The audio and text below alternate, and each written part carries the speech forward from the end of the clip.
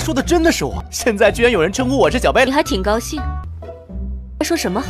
你能够演算天道，这是怎么回事？想要与我融合，这很奇怪。看来是我夺人所爱了。怎么办？当然是杀手。 Halo semuanya, selamat datang di Rong Film. Bagaimana kabar kalian semua? Semoga selalu sehat dan baik-baik saja. Sesuai jadwal, jadi pada hari ini kita akan lanjutkan series Lord of the Universe season ketiga. Minggu kemarin, Hichen dan Yonusi kembali melakukan pertarungan. Ya mana di sini Yonusi sangat kesal karena Xuan Yu malah memberikan bantuan kepada Hichen hanya untuk mengalahkan dirinya. Tapi sebagai giok mistik, dia memberitahu bahwa semua orang berhak mendapatkan dirinya. Dan hanya pemenang terakhirlah yang bisa mendapatkan dirinya. Yonusi yang kesal berusaha untuk melampiaskan itu semua kepada Hichen. Tapi seharusnya dia ini tidak lupa bahwa di hadapannya itu adalah Raja Dewa Ruang dan juga adalah pewaris utama dari kuil suci. Alhasil pertarungan ini pun dimenangkan oleh Hichen. Di sini Xuan Yu memberikan hukuman kepada Yonusi. Sebenarnya Hichen berusaha untuk mencegah kematiannya, tapi Xuan Yu tidak ingin mendengarkannya. Akibat semua itu, Hichen pun menjadi sangat kesal atas sikap yang dia tunjukkan. Hichen pun memilih untuk tidak menerima bantuannya dan memilih untuk pergi. Kuil suci sepakat dan akan pergi bersama Hichen. Melihat itu semua membuat Xuan Yu kesal. Ia pun memperingati Hichen bahwa jika dia benar-benar pergi, maka dia itu akan membantu Su dan menjadikannya sebagai Raja Dewa Penciptaan. Meskipun sudah diancam, Hichen itu sama sekali tidak takut. Karena pada dasarnya, dia ini tidak suka bergaul dengan orang jahat. Jadi, dia sama sekali tidak peduli dengan apa yang Xuan Yu katakan. Kepergian Hichen membuatnya menjadi sangat kesal. Di saat Hichen pergi, tidak begitu lama, Yon Huang menghampirinya. Dia tidak tahu mengapa Hichen bisa melakukan hal itu. Karena bagaimanapun, hanya demi keadilan, Hichen itu malah memilih untuk bermusuhan dengan Xuan Yu. Yon Huang meminta kuil suci untuk membantu dirinya menyadarkan Hichen. Karena dia yakin perkataan kuil suci pasti akan didengarkan olehnya. Meskipun kuil suci tidak tahu sebenarnya apa isi hati dari Hichen, namun ia yakin keputusan yang dia buat tidak akan salah. Jadi, ia akan selalu percaya dengan Hichen. Alasan Hichen tidak menyukai tindakan giok mistik karena dia tahu bahwa Xuan Yu bisa saja menghapus kultivasi Yonusi tanpa harus menghabisinya. Namun Xuan Yu tidak peduli dan tetap saja mengambil nyawa orang lain sesuka hatinya. Atas apa yang telah dia buat membuat Hichen sadar bahwa Xuan Yu bukanlah orang yang baik. Dia meminta Yon Huang untuk selalu berhati-hati karena bisa saja di kemudian hari Xuan Yu akan menghabisinya juga. Namun Yon Huang merasa sepertinya Hichen salah mengerti. Karena Xuan Yu tidak seperti yang dia pikirkan. Berhubung Yon Huang masih membela Xuan Yu, maka dia tidak bisa berkata apapun lagi. Terlebih lagi, dia dan Xuan Yu berbeda pandangan. Jadi tentu tidak akan bisa bekerja sama lagi. Hichen pun pamit pergi meninggalkan Yon Huang. Terlihat Xuan Yu juga ikut kesal karena dia tidak dapat membujuk Hichen. Hal ini pun membuat Yon Huang kebingungan apa yang harus dia perbuat. Kembali ke Hichen, di sini kuil suci menanyakan apakah dia tidak menyesal dengan tindakan yang diambil. Kuil suci pun berusaha menjelaskan bahwa bisa saja giok mistik benar-benar memberikan kekuatan kepada Su, yang mana hal itu akan menyebabkan Su melangkah naik ke ranah Raja Dewa Penciptaan. Jadi jika hal itu benar-benar terjadi, maka dia takut masalah besar akan terjadi. Tidak hanya itu saja, Hichen juga akan melewatkan sebuah kesempatan besar. Meskipun kuil suci berpikiran seperti itu, namun Hichen tidak sama sekali. Apalagi seharusnya mereka sudah melihat bagaimana cara giok mistik menghabisi orang tanpa ampun. Dan meskipun giok mistik mau membantunya naik ke ranah Raja Dewa Penciptaan, Hichen yakin dia pasti memiliki sebuah rencana lain yang bisa saja Xuan Yu berusaha untuk mengendalikan mereka. Mendengar semua itu membuat kuil suci paham. Ia juga akan selalu percaya dengan penilaiannya. Di tengah perjalanan, tiba-tiba saja sesuatu terjadi. Yang mana hal itu membuat Hichen panik dan dibawa ke sebuah tempat. 观音血镜，到手。跟他杀人之时毫不留情。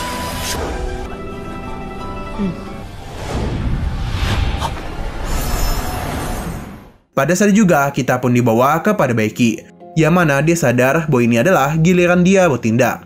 Baiki pun menggunakan formasi ruang kesunyian untuk berpindah dari tempat ini.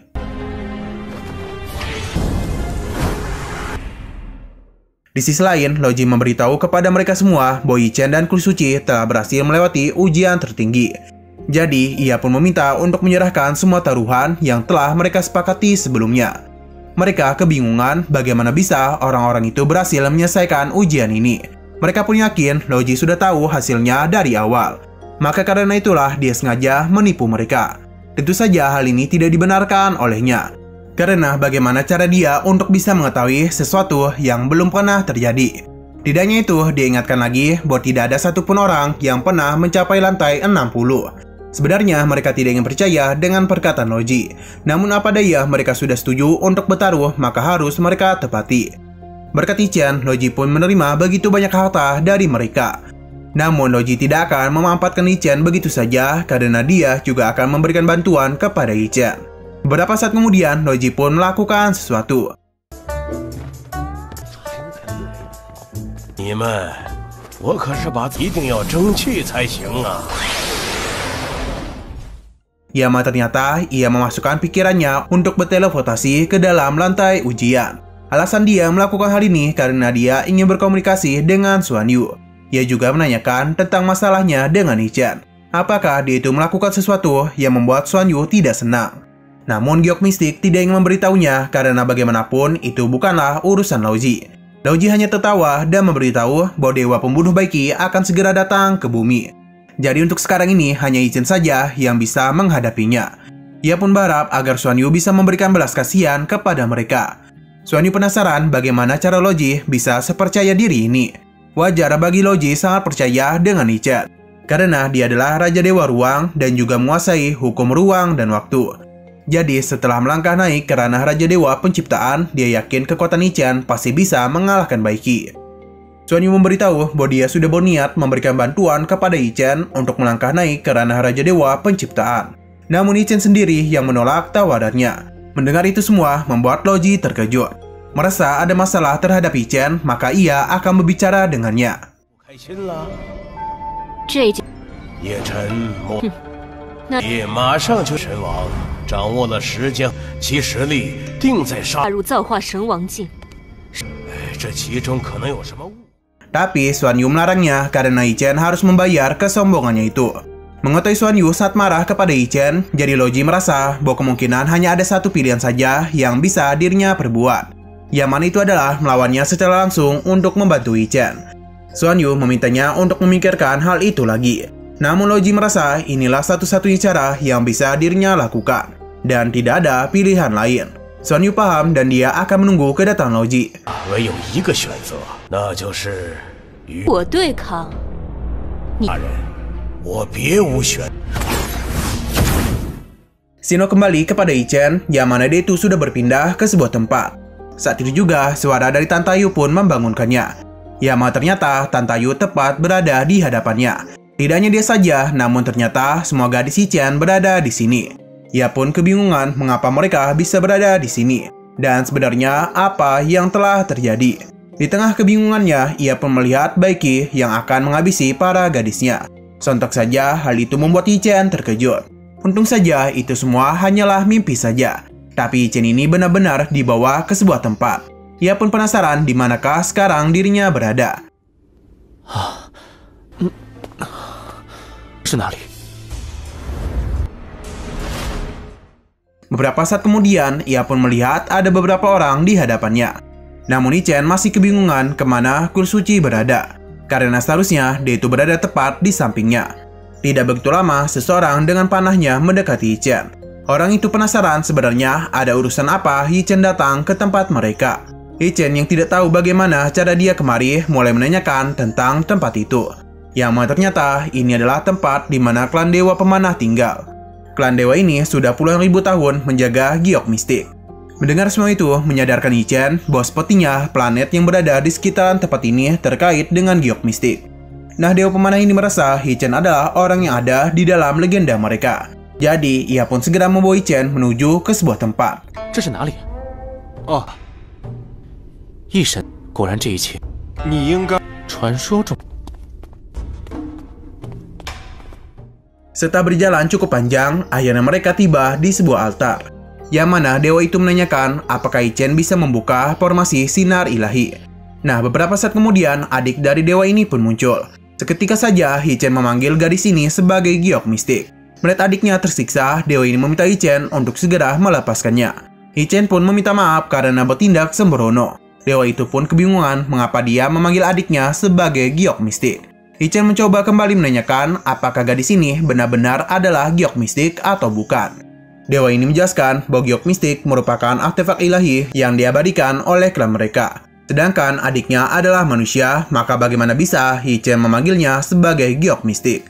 Hichen paham, namun ia kebingungan sebenarnya apa yang telah terjadi. Karena bagaimanapun, gadis di hadapannya itu sangat mirip dengan giok mistik.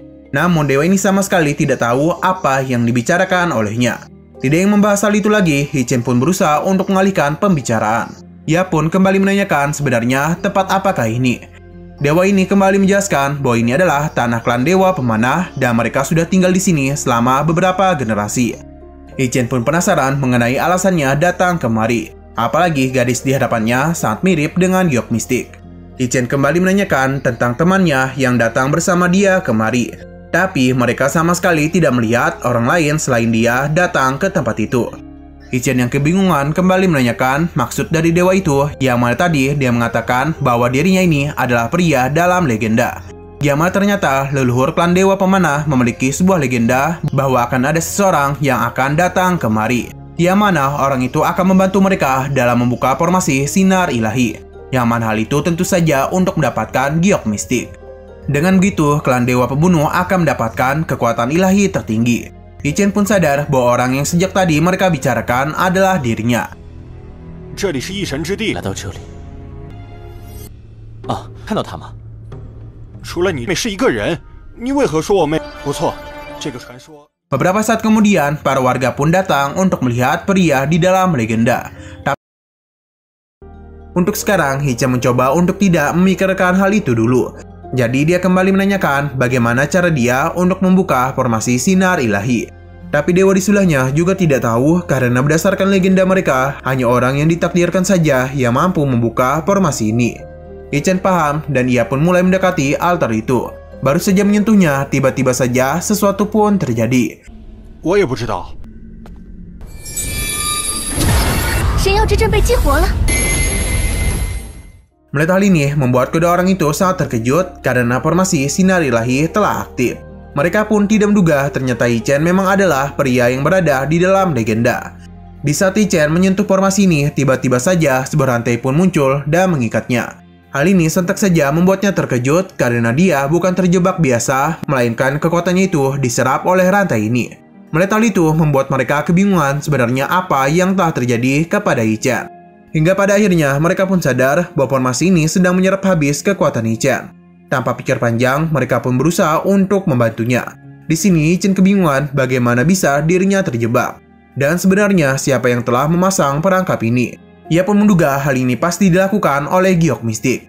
Sayang sekali seberapa keras pun Hichen berusaha, dia itu sama sekali tidak bisa terbebas. Hingga pada akhirnya kekuatannya pun diserap habis oleh formasi ini. Untung saja dewa itu berhasil menangkapnya. 我的力量在流失，神妖之阵在吸收，飞逝玄域。 Meskipun kondisinya terlihat baik-baik saja, tapi sekarang kekuatan ilahi Hichen telah habis akibat diserap oleh formasi itu. Jadi mereka pun berencana untuk membantu Hichen memulihkan diri. Beberapa saat kemudian, kita pun dibawa ke tempat mereka tinggal. Yama di sini, gadis itu mencoba untuk membangunkan Hichen. Untung saja tidak lama kemudian Hichen pun sadar. Melihat makanan ini, dia pun berusaha untuk mengambilnya. Tapi sekarang kekuatannya sudah habis. Hal itu pun membuat Hichen kebingungan sebenarnya apa yang telah terjadi kepadanya. Karena kini kekuatan ilahinya sudah tidak bisa digunakan. Pria itu pun memberitahu bahwa kekuatan ilahi Hichen telah diserap sampai kering oleh formasi sinar ilahi. Bahkan kemungkinan dia itu tidak dapat dipulihkan lagi. Hichen tidak begitu panik dan menerima kondisinya saat ini. Berhubung dia masih belum tahu nama mereka, jadi di sini kedua orang itu pun mulai memperkenalkan diri. Yang mana si kakak bernama Ling Yun dan si adik bernama Ling Yu. Mereka berdua ini berasal dari klan Dewa Pemanah dan selama ribuan tahun mereka sudah tinggal di sini. Ling Yu penasaran bagaimana bisa Hichen datang ke tempat mereka. Namun Hichen juga tidak tahu dan hanya menduga bahwa dia dan temannya telah dijebak oleh seseorang.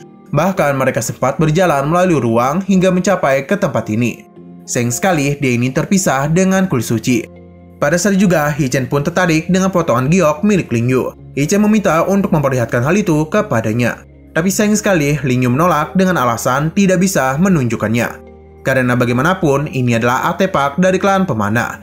Jadi sebagai gadis suci dari klan, Lingyu tidak bisa memberikan artefak itu kepada orang lain. Ichen paham dan dia itu sama sekali tidak keberatan. Bahkan dia meminta maaf karena tidak mengetahui tentang aturan dari klan mereka.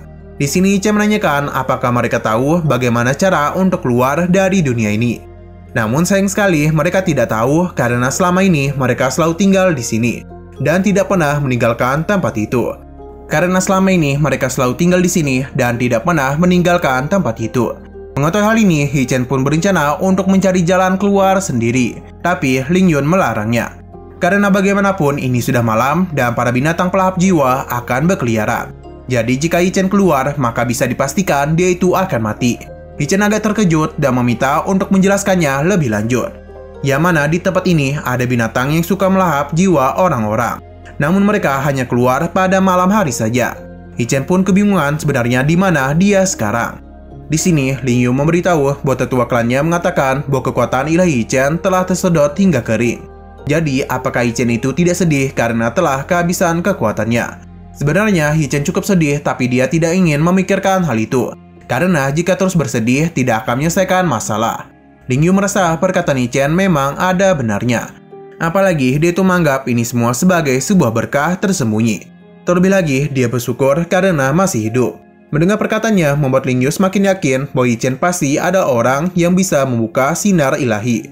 Tapi dia masih belum tahu mengenai alasan formasi itu menyerap kekuatan ilahinya. Namun meskipun begitu, dia tetap yakin kepada Ichen karena hanya dialah yang bisa mengaktifkan formasi sinar ilahi. Di sini Ichen kebingungan sebenarnya apa formasi sinar ilahi itu. Lingyun pun memberitahu bahwa sebenarnya formasi ini telah menyegel matahari dan berdasarkan legenda sebenarnya ada 9 matahari di dunia ini. Dan formasi ilahi itu akan memakan sisanya. Tapi pada saat tertentu dia akan mengeluarkannya satu persatu di setiap hari. Hal inilah yang menciptakan kehidupan hingga pada akhirnya muncullah binatang pelahap jiwa. Ia pun melakukan penyerangan kepada formasi ilahi yang mana mereka berencana untuk menghancurkannya. Sejak mereka melakukan penyerangan, ada 9 matahari yang terbit pada saat bersamaan. Hal itu pun menyebabkan kematian di mana-mana dan tempat mereka berubah menjadi tandus. Setelah mendengar cerita mereka, Ichen pun mulai mengingat bahwa kemungkinan besar ini adalah klan Dewa Pemanah yang legendaris. Ingin memastikan itu semua, Ichen pun meminta Lingyun untuk menjelaskan lebih jauh lagi. Yang mana dia memberitahu bahwa tugas klan Dewa Pemanah adalah kembali mengaktifkan formasi sinar ilahi. Jadi Lingyun berharap bagaimanapun caranya, Ichen itu harus kembali mencoba untuk membuka formasi itu. Bahkan dia tidak segan-segan berlutut di hadapannya, supaya Ichen mau kembali melakukan hal itu. Ichen merasa sepertinya mereka telah salah orang, karena dia yakin dirinya ini bukanlah orang dalam legenda mereka. Karena jika dia benar-benar pria yang ditakdirkan, maka seharusnya kekuatan ilahi yang dia miliki tidak tersedot hingga kering. Jadi Ichen menganggap dia itu adalah seorang pengunjung yang tidak sengaja datang ke dunia mereka. Dan tujuannya sekarang ada menemukan temannya yang datang bersama dirinya. Di saat Lingyun ingin mengatakan sesuatu, tiba-tiba saja sebuah getaran pun muncul. Hal itu membuat Ichen kebingungan sebenarnya apa yang telah terjadi. Ya, ternyata para binatang pelahap jiwa telah mengetahui keberadaan mereka dan berusaha untuk menghancurkan pelindung ini. Lingyun meminta adiknya untuk melindungi Ichen jika terjadi sebuah serangan. Namun Ichen meminta mereka untuk tidak khawatir kepada dirinya. Karena meskipun kekuatan ilahinya sudah habis, namun dia masih memiliki begitu banyak cara untuk melindungi hidupnya. Lingyun akan tetap melindunginya karena Ichen adalah satu-satunya harapan klan Dewa Pemanah. Ichen berusaha untuk menjelaskan bahwa dia bukanlah pria di dalam legenda, tapi Lingyun tetap percaya dengan firasatnya. Kita lalu dibawa keluar yang mana para binatang pelahap jiwa sedang melakukan serangan. Para binatang itu berjanji bahwa pada hari ini klan Dewa Pemanah akan musnah.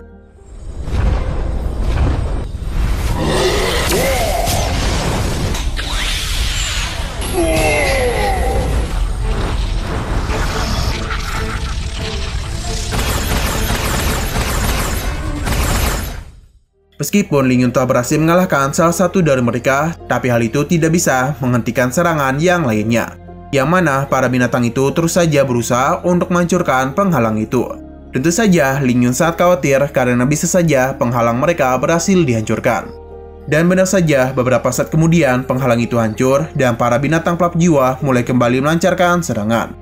Klan Dewa Pemanah berusaha untuk memberikan perlawanan, namun apa daya jumlah mereka sangat banyak. Sedangkan klan Dewa Pemanah hanya sedikit saja. Jadi tentu saja hal ini sangat merepotkan mereka. Bahkan dalam serangan itu terlihat beberapa klan Dewa Pemanah berhasil dihabisi. Untung saja di sini ada Ling Yun dan Ling Yu.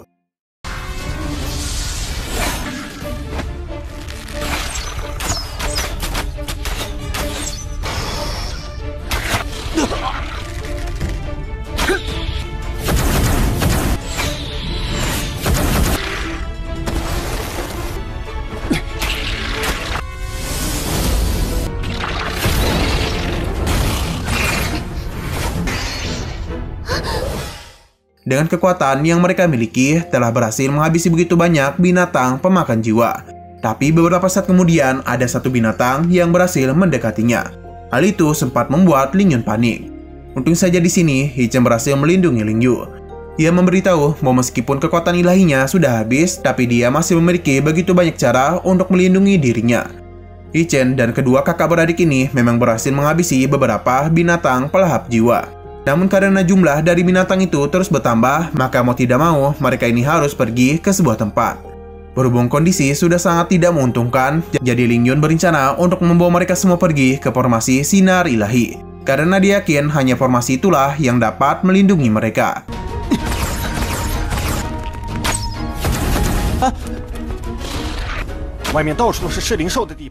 Dalam perjalanan, Ling Yu penasaran bagaimana Yi Chen memiliki begitu banyak jimat. Ya, tentu saja hal ini dibuatnya langsung di saat menghadapi binatang primordial. Yi Chen bersyukur karena saat itu membuat begitu banyak jimat. Ia tidak menduga akan menggunakan jimat ini dalam pertarungan itu.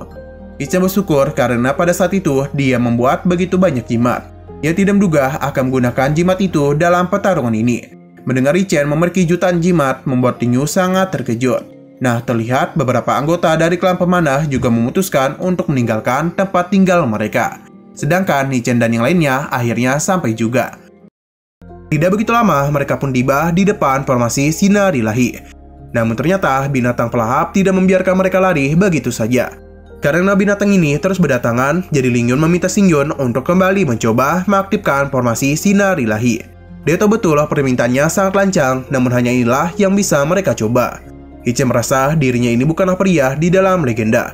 Karena bagaimanapun, percobaan pertama saja dirinya sudah gagal. Dan bahkan dia itu kehilangan kekuatan ilahinya. Ling Yun paham, namun hanya inilah kesempatan yang mereka miliki. Karena bagaimanapun, klan Dewa Pemanah sudah tidak memiliki rencana apapun. Jadi dia berharap agar Yi Chen bisa mencobanya.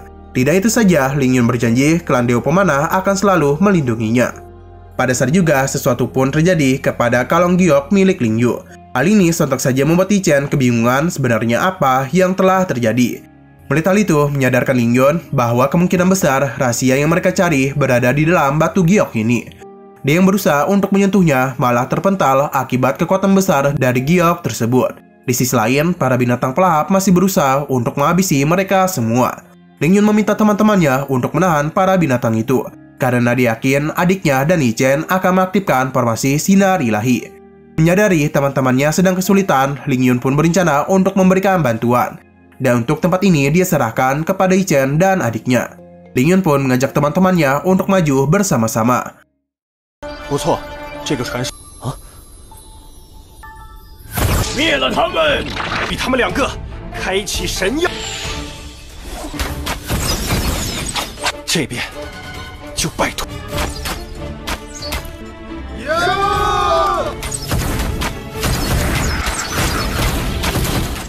Tidak ingin membuang kesempatan yang telah kakaknya berikan, di sini Ling Yun pun melakukan sesuatu kepada giok ini.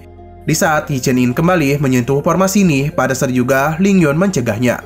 Karena dia diberitahu oleh batu giok bahwa jika Yi Chen kembali mengaktifkan formasi sinar ilahi, maka kemungkinan besar dia itu akan mati. Meskipun sudah tahu bahayanya, tapi Yi Chen sama sekali tidak takut akan kematian. Apalagi Denny tidak tega melihat mereka berjuang mati-matian hanya untuk bertahan hidup. Maka karena itulah ia juga akan melakukan segala cara untuk membantunya. Tapi sayang sekali di saat Yi Chen menyentuh formasi ini, ia pun terpental. Hal itu disadari oleh para binatang pelahap. Mereka pun langsung saja melancarkan serangan, tapi semua itu berhasil dihadang oleh Ling Yun. Namun akibat hal itu, dia pun menerima luka yang sangat parah. Nah, pada saat juga batu giok itu pun mengalami sesuatu. Melihat hal ini, He Chen pun bergegas untuk menyentuh formasi sinar ilahi. Karena para binatang pelahap terus mendekat, jadi Ling Yun pun melakukan sesuatu kepada batu gioknya. Yang mana hal ini pun menyebabkan jiwanya harus lenyap akibat mengeluarkan kekuatan yang sangat besar. Melihat hal itu membuat He Chen sungguh tidak terima. Kekuatan ilahinya pun kembali, dan pada saat juga batu giok ini berubah menjadi giok mistik.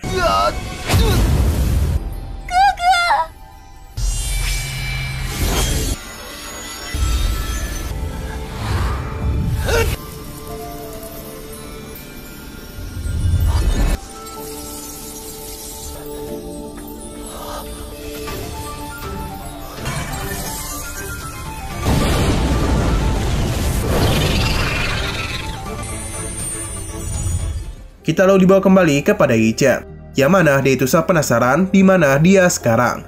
Giok mistik pun muncul dan memberitahu bahwa He Chen telah lulus dari ujiannya. He Chen merasa yang selama ini dialami adalah ilusi. Namun giok mistik tidak membenarkan hal itu. He Chen pun akhirnya sadar bahwa Ling Yun ternyata adalah giok mistik. Dan sepertinya semua itu adalah masa lalunya. Giok mistik membenarkan semua itu. Ia pun menceritakan bahwa pada saat itu semua anggota klannya harus berkorban hanya untuk mengaktifkan formasi sinar ilahi. Sedangkan dirinya tidak mati, melainkan pikirannya telah dibawa masuk ke dalam giok kuno. Hal itu pun menjadikan dirinya sebagai jiwa dari artefak giok mistik. Mendengar semua itu membuat He Chen sangat terkejut. Kauyen是那个是当年保护人族，全是进入到了这块古域之中。 Mendengar semua itu membuat He Chen sangat terkejut. Ia juga masih kebingungan mengenai alasan Xuan Yu memperlihatkan masa lalunya kepada dirinya. Xuan Yu yakin bahwa He Chen sudah memahami apa yang ingin dia perlihatkan kepadanya. Yang mana He Chen pun akhirnya sadar bahwa Xuan Yu sengaja mengajak dia bertengkar untuk diperlihatkan kepada orang lain. Yang mana kemungkinan besar orang yang mereka maksud adalah Bai Qi. Xuan Yu membenarkan itu semua, dan dia tidak menduga He Chen akan sepintar itu. Wajar bagi dia bisa memahami ini semua karena bagaimanapun sebagai dewa mereka ini telah hidup selama ribuan tahun. Jadi dia sudah mengerti apa yang sedang Xuan Yu rencanakan, dan hal ini sama sekali tidak sulit baginya. Sekali lagi Xuan Yu memberikan pujian kepada kepintarannya. Tidak berhenti begitu saja, He Chen pun kembali menunjukkan kepintaran yang dia miliki, yang mana dia menebak apa yang akan Xuan Yu lakukan. Dia yakin musuh Xuan Yu hanya satu orang saja, yakni adalah Bai Qi. Jadi untuk memancingnya keluar, dia itu memanfaatkan pertengkaran mereka. Setelah hal itu berhasil, barulah Xuan Yu melancarkan serangan mematikan kepadanya. Xuan Yu membenarkan setengah dari perkataan He Chen, karena ada satu hal yang telah dia abaikan. He Chen yang terkejut merasa Xuan Yu memiliki musuh lain, namun bukan hal itu yang dia maksud. Melainkan He Chen lah yang memiliki musuh, yang tentu saja itu mengarah kepada Su. He Chen tidak tahu mengapa Xuan Yu bisa berpikiran seperti ini, karena dia yakin Su sama sekali belum mencapai ranah Raja Dewa Penciptaan. Jadi tidak mungkin baginya untuk bisa menghadapi mereka. Xuan Yu meminta He Chen untuk memperbaiki pola pikirnya, karena bagaimanapun di masa depan nanti Xuan Yu adalah musuh terbesarnya. Bahkan ancaman yang dia berikan jauh melebihi Bai Qi. Wajar bagi He Chen tidak mengetahui hal ini karena dia masih belum memahami betul tentang kekuatan dari sumber kegelapan. Xuan Yu pun akan menjelaskan tentang hal ini, yang mana sumber kegelapan terbentuk di awal alam semesta, dan hal itu jauh lebih tua daripada dirinya. He Chen pun mulai paham apa yang dimaksud olehnya, dan berhubung susah berbahaya, jadi dia mengajak Xuan Yu untuk segera menghabisi saja daripada dia menjadi lebih kuat. Tapi Xuan Yu tidak ingin melakukan hal itu karena atribut unik dari sumber kegelapan, yang mana si pemakai dapat dibangkitkan sebanyak 3 kali setelah kematiannya. Tidak itu saja, ternyata setiap kebangkitannya, kekuatan pemakai itu akan jauh lebih kuat daripada sebelumnya. Namun jika mereka memiliki kekuatan dan kepercayaan diri yang sangat tinggi, barulah mereka bisa menghabisinya sebanyak 3 kali. Tapi jika tidak memiliki kekuatan yang cukup, lebih baik untuk saat ini mereka tidak bertindak kepada Su. He Chen baru memahami hal ini karena bagaimanapun dia tidak tahu apa-apa tentang sumber kegelapan. Sedangkan yang selama ini dirinya ketahui ada sumber kegelapan selalu ditekan di bawah istana kerajaan Guangming dan baru saja dicuri oleh Su. Xuan Yu pun mendekati He Chen untuk memberitahu jika dia bisa berkultivasi karena Raja Dewa Penciptaan dan bekerjasama dengan orang-orang kerajaan Guangming, mungkin mereka memiliki kesempatan untuk menyegel kembali sumber kegelapan. Hi Chen paham dan akan melakukan yang terbaik. Jadi Chen pun mengajaknya untuk berbicara tentang masalah utama, yakni adalah kekuatan. Pada saat juga, Xuan Yu pun segera memberikan kekuatannya kepada Hi Chen. Meskipun dia itu belum setuju tentang kerjasama mereka. Tapi sekarang Hi Chen tidak punya pilihan lain karena bagaimanapun kekuatannya telah tersedot sampai habis. Jadi jikapun dia memberikan perlawanan, semua itu tidak ada gunanya. 后来才被修炼到造化神王境界，将黑暗之源，否则的话，暂时还是不。这件事情，我必然会去做的。应该要谈正事了吧？你准备接受我的利物？那你的神力被吸干了。你设下陷阱，把我的神。 Hi Chen agak kesal karena ilusi itu tidak hanya memperlihatkan tentang masa lalunya saja, melainkan juga memasangkan sebuah jebakan untuk menyedot habis kekuatannya. Tapi semua itu tidak dibenarkan oleh Xuan Yu. Apalagi saat ini dia telah memberikan Hi Chen kekuatan ilahinya. Jadi seharusnya dia itu berterima kasih dan bukan memakinya. Bahkan dia itu berani untuk menuduhnya yang tidak-tidak. Hi Chen pun mencoba untuk menggoda Xuan Yu. Karena bagaimanapun saat ini dialah yang memegang kendali sedangkan dirinya tidak punya pilihan lain. Ia pun meminta kekuatan Xuan Yu untuk datang kepadanya dan meminta untuk memperlakukannya dengan baik. Xuan Yu tidak menduga Hi Chen yang adalah Dewa Ruang ternyata memiliki sikap yang tidak tahu malu.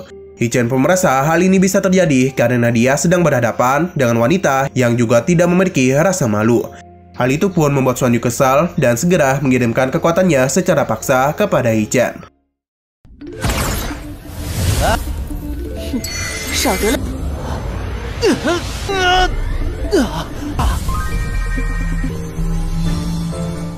Dalam proses penyaluran itu, terlihat Hi Chen sangat kesakitan. Bahkan dia itu hampir setengah telanjang. Xuan Yu tidak menduga Hi Chen mampu bertahan dari kekuatan sebesar itu. Ia pun memuji kelayakan Hi Chen sebagai Raja Dewa Ruang. Apalagi dia itu dapat mencapai penggabungan tertinggi dengan segel kutukannya. 他这么快就融合突破了。 Hi Chen yang menyerap begitu banyak kekuatan ilahi akhirnya berhasil mencapai ranah Raja Dewa Penciptaan. Hal itu sontak saja membuat Xuan Yu terkejut karena Hi Chen mampu melakukan penggabungan dengan sangat cepat. Beberapa saat kemudian, Hi Chen pun tak berhasil memulihkan kekuatannya, sekaligus meningkatkan kekuatannya. Dia berterima kasih atas bantuan yang Xuan Yu berikan. Karena jika tanpa bantuannya, Denny tidak akan mungkin bisa naik ke ranah Raja Dewa Penciptaan dengan sangat cepat. Xuan Yu tahu betul saat ini kekuatan Hi Chen hampir melampaui ranah Raja Dewa Penciptaan. Tapi dia masih tidak menduga dengan kecepatan menyatunya dengan segel kutukannya. Karena setidaknya Xuan Yu merasa Hi Chen membutuhkan waktu sekitar 3 bulan. Namun dia itu malah melebihi ekspektasinya. Meskipun saat ini Hi Chen sudah bergabung dengan segel kutukannya, namun entah mengapa dia merasa di dalam segel kutukan itu terdapat konsepsi pengumpulan Taoisme, yang mana hal itu tidak ada batasnya. Mendengar semua itu malah membuat Xuan Yu terkejut. Mengetahui Hi Chen berhasil memahami konsepsi pengumpulan Taoisme membuat Xuan Yu sangat terkejut. Ia pun memuji kelayakan Hi Chen sebagai Raja Dewa Ruang, karena bagaimanapun dia itu mampu dengan mudah memahami konsepsi pengumpulan Taoisme. Hi Chen meminta untuk tidak terlalu memuji dirinya, karena bisa saja hal itu membuat dia kegeeran. Xuan Yu merasa Hi Chen itu selalu menjadi orang yang seperti itu. Ia ini masih belum menemukan jawaban mengenai alasan kulit suci memilih Hi Chen sebagai pewarisnya. Hi Chen yakin hal itu pasti karena dia menemukan pria seperti dirinya yang sangat langka.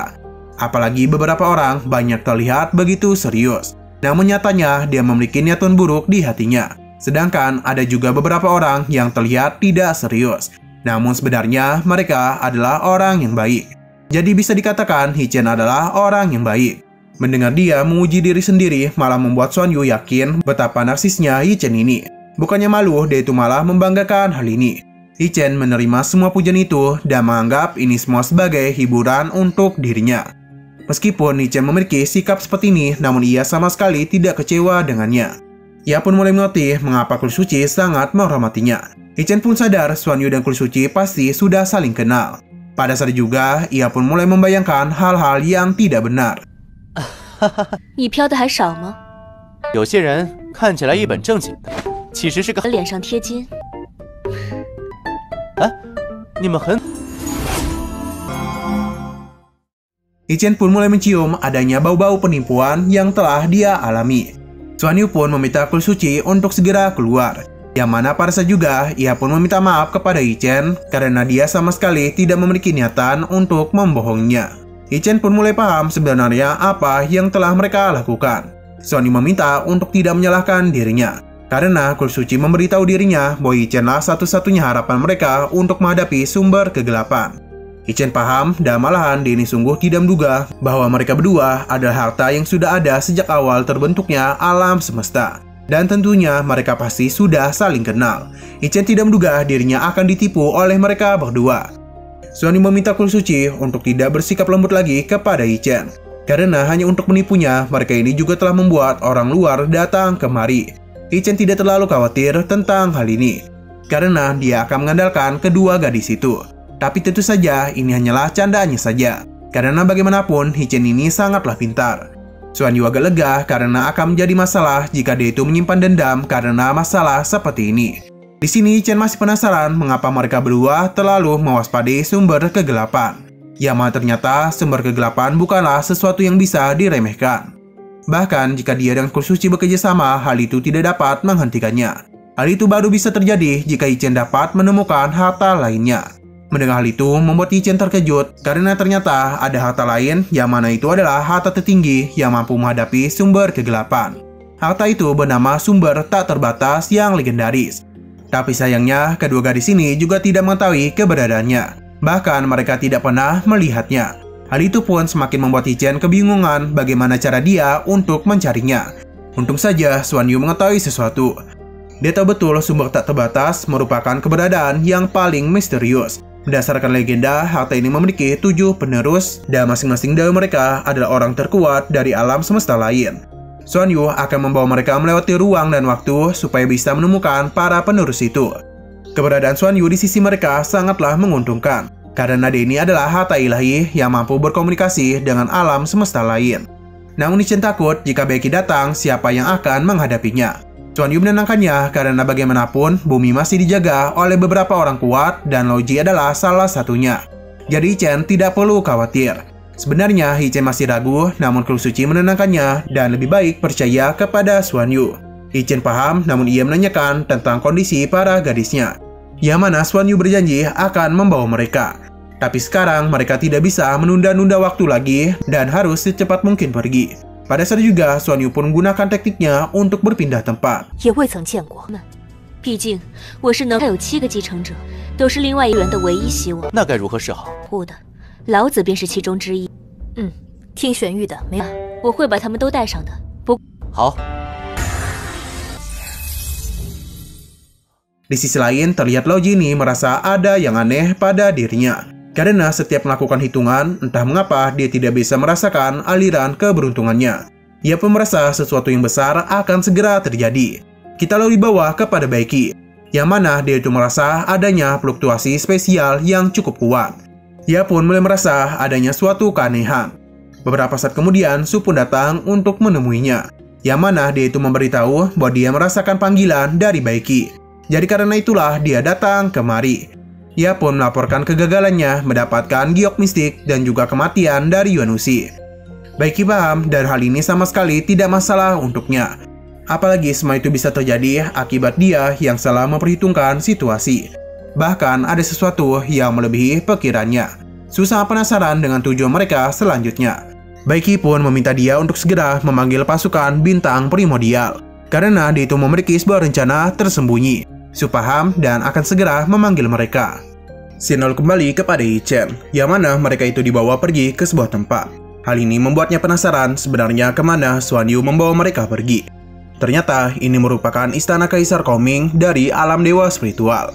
Nah, alam dewa spiritual merupakan alam terkecil dari 7 alam lainnya. Mereka juga hanya memiliki 5 domain bintang yang dipimpin oleh 5 kaisar. Yang akan mereka temui pada hari ini adalah Kaisar Kongming dan saat ini dia berada di ranah Master Raja Dewa Penciptaan. Xuan Yu ternyata sudah sering kali berkomunikasi dengan Kaisar Kongming. Jadi ia ini sudah tahu betul kemampuan yang Kongming miliki. Bahkan nyatanya dia adalah yang terbaik di antara 5 kaisar di alam dewa spiritual. Ichen paham tapi dia masih belum tahu alasan Xuan Yu membawa mereka kemari. Ternyata tujuannya adalah untuk membantu meningkatkan kekuatan Ichen. Hal ini wajar karena Ichen baru naik ke ranah Raja Dewa Penciptaan. jadi masih perlu mendapatkan beberapa pengalaman. Pada saat juga beberapa penjaga datang untuk menghentikan mereka, karena bagaimanapun mereka itu telah berani masuk tanpa izin dari Kaisar Kongming. Xuan Yu meminta untuk memberitahu kaisar mereka tentang kedatangannya. Namun ternyata Kaisar Kongming sudah tahu mengenai kedatangan mereka. Namun dia tidak ada niatan untuk bertemu dengan mereka. Hal itu sempat membuat Xuan Yu kesal. Ia pun mencoba untuk menanyakan hal itu lagi. Para penjaga pun sedikit ketakutan kepadanya. Jadi mereka pun memberitahu perkataan Kaisar Kongming yang sebenarnya, yang mana dia itu sangat kecewa kepada Xuan Yu. Padahal dia sudah memohon kepadanya selama bertahun-tahun, namun malah mengabaikan itu semua. Tidak itu saja, Xuan Yu bahkan sangat berani membawa pria tampan ke istananya. Jadi ia yakin semua itu Xuan Yu lakukan hanya untuk pamer kepadanya. Maka karena itu semualah kaisar mereka tidak ingin menemuinya lagi. Melihat Xuan Yu marah membuat para penjaga ketakutan. Mendengar mereka mengatakan pria tampan membuat Yi Chen penasaran siapa yang mereka maksud. Hingga pada akhirnya ia pun sadar bahwa pria tampan itu adalah dirinya. Kedua gadis ini tahu betul Yi Chen pasti ingin pamer karena sudah dipanggil sebagai tampan. Hal ini membuat Yi Chen sungguh sangat terkejut. Karena bagaimanapun selama dia hidup, dia ini sama sekali tidak pernah mengandalkan wajahnya. Namun sekarang orang-orang itu memanggil dirinya sebagai pria tampan. Jadi hal ini pun membuatnya sangat senang. Xuan Yu agak kesal dengan sikap narsis yang Yi Chen miliki. Apalagi dia itu sudah terlalu senang karena para penjaga telah mengakui ketampanannya. Mendengar semua itu membuat Xuan Yu tidak bisa berkata apapun lagi. Kul Suci penasaran bagaimana bisa Kaisar Kongming mengetahui kedatangan mereka. Ternyata hal ini bisa terjadi karena kekuatannya mampu memperlihatkan hukum surgawi.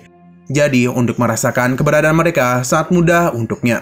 Di sini Chen penasaran sebenarnya apa hubungan Xuan Yu dengan Kaisar Kongming. Karena berdasarkan perkataan penjaga tadi, Kaisar Kongming telah memohon kepadanya. Xuan Yu menjelaskan bahwa sebagai harta langit dan bumi, banyak orang yang menginginkan dirinya, termasuk juga Kaisar Kongming. Jadi tidak aneh baginya memohon untuk mendapatkan dirinya. Yi Chen pun paham dan dia itu merasa telah mengambil cinta Kaisar Kongming. Berhubung saat ini mereka tidak diizinkan masuk, maka Yi Chen penasaran apa yang harus mereka lakukan. Tentu saja Xuan Yu akan menerobos paksa penjaga ini. 这么多年，你连礼多他不见。你说谁是小白脸？原来说的真的是我，现在居然有人称呼我是小白脸。你还挺高兴？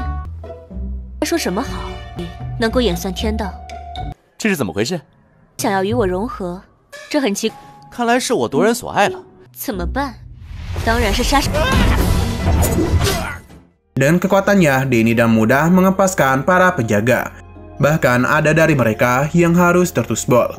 Melihat sikapnya ini membuat Yi Chen sangat terkejut. Karena bagaimanapun mereka ini datang ke rumah orang, namun Xuan Yu malah memukuli para penghuninya. Ia pun menanyakan apakah mereka tidak takut jika orang-orang ini melawan mereka sampai darah penghabisan. Xuan Yu meminta Yi Chen untuk tetap diam. Tapi Yi Chen hanya ingin damai saja, apalagi tindakan itu sudah tidak masuk akal. Xuan Yu kesal dan memberitahu bahwa setiap tindakan yang dia lakukan adalah masuk akal. Yi Chen pun tidak bisa berbuat apapun lagi. Ia pun membantu mencabut tombak ini dari pantat penjaga itu. Melihat mereka yang kesakitan, Yi Chen pun mengobati mereka. 你怎么废话这么多？这里我就是道理。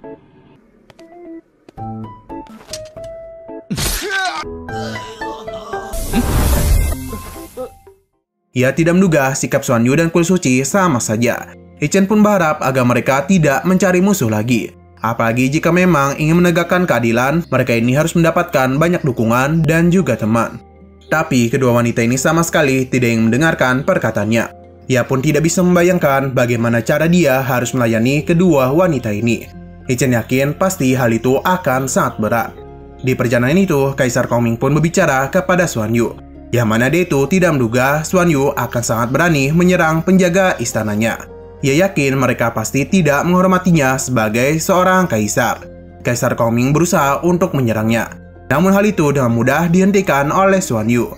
Ia meminta Kaisar Kongming untuk tidak bermain-main lagi dan segera menemui dirinya. Karena jika tidak, dia itu akan mengamuk habis-habisan. Mendengar hal itu, Kaisar Kongming pun datang untuk berbicara baik-baik. Melihat ketampanannya membuat Yi Chen kebingungan bagaimana bisa dia yang memiliki wajah tampan yang melebihinya malah menyebut dia sebagai orang tampan. Kaisar Kongming melihat kehadiran Yi Chen dan ia pun segera menemuinya. Yang mana ia yakin pria di hadapannya adalah pewaris yang Xuan Yu pilih.